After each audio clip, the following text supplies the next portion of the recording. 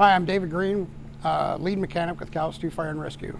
The E17 that we're going to replace, being it's a 97, there's a lot of factors that are going to lead us up to wanting to replace it. One is the custom cab, more safety for us and the public. We'll be able to, if we replace the vehicle, it'll have all the updated NFPA standards, because they can't sell it with it not being up to NFPA compliant. For us to revamp that rig to make it up to the standards of now, it would be very costly. It'd be 3/4 of the cost of a new engine to make it up to date standards, plus repairs that we would have to do, like the pump wear and things like that. A lot of safety issues that have been added, and they just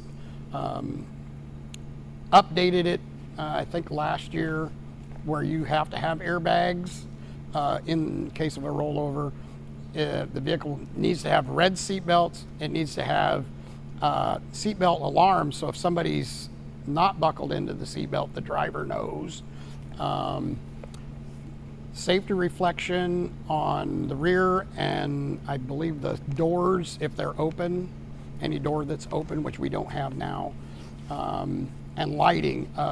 They want the lighting so when you're on the freeway, you ain't shining white light down the road, and that if there's kind of like the police where they dim their lights and slow them to keep drunk drivers from running into the emergency vehicles.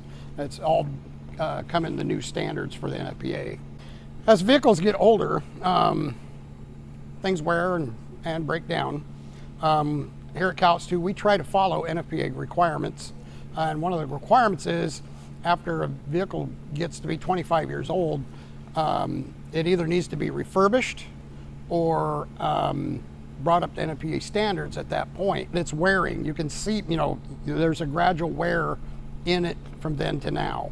And that means there's, the stripping edges of the water's getting worn away, the impellers are getting worn away. The pump shaft, it's a mechanical seal on this one, so it's worn to a point where we're constantly having to do something with it, like add packing and adjust it quite often now. It's 25 years, 6 months old about at this point.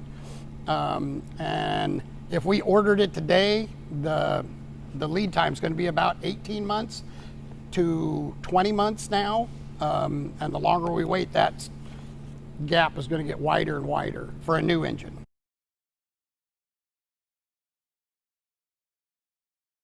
You can, up to a certain point. The stripping point in the pump is cast into the cast pump. So at that point, you would have to buy a new pump.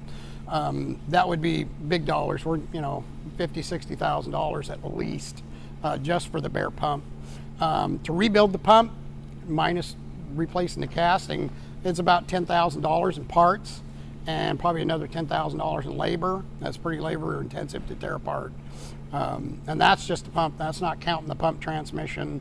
The shifting mechanism that's in there is rebuilding that as well. That'd be additional cost.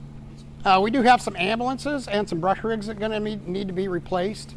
The ambulances, we got at least one that's fairly old in our fleet. I can't remember what the year of it is.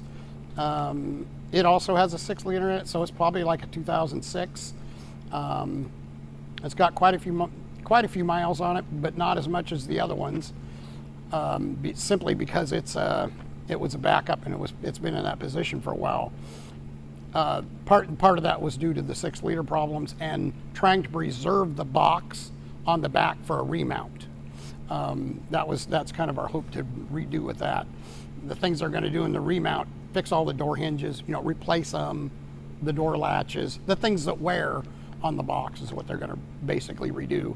Thanks for listening, and be sure you vote on Proposition 1.